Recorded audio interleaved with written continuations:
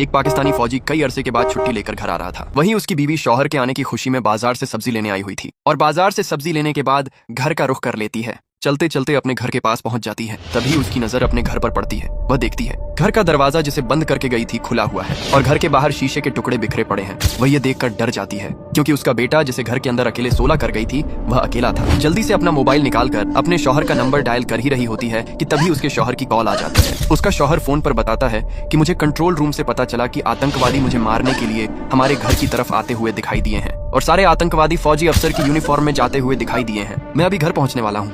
ये सुनते ही उसकी बीवी अपने बेटे के लिए हिम्मत करती है और घर के अंदर दाखिल होती है। जैसे ही मेन दरवाजा से अंदर आती है वह देखती है कि एक आतंकवादी सोफे पर बैठा है और गुस्से में उसे घूर रहा है और बाकी आतंकवादी उसके बेटे को उठाकर जोर जोर से हंस रहे हैं। वह समझ जाती है कि यह सब वही आतंकवादी है। वह खुद को नॉर्मल होने का ड्रामा करते हुए उनके पास आती है और कहती है, अरे आप तो मेरे शौहर के दोस्त हैं, आप सब बिना बताए ही आ गए। रुकिए, मैं आपके लिए कॉफी बना कर आती हूँ। वह बहाना करके चालाकी से किचन में आती है और कॉफी में जहरीला पाउडर मिला देती है। वहाँ आतंकवादी हंसते हुए एक दूसरे को कह रहे होते हैं, पहले कुछ खा पी लेते हैं फिर अपना काम करेंगे। फिर जवान की बीवी चालाकी से कॉफी लाकर सब दुश्मनों को दे देती है और जैसे ही कॉफी पीते हैं सारे आतंकवादी बेहोश होकर हलाक हो जाते हैं। माँ रोते हुए अपने बेटे को गले से लगाती है। तभी जवान भी आ जाता है, लेकिन आपने अभी तक इस माँ के लिए सब्सक्राइब नहीं किया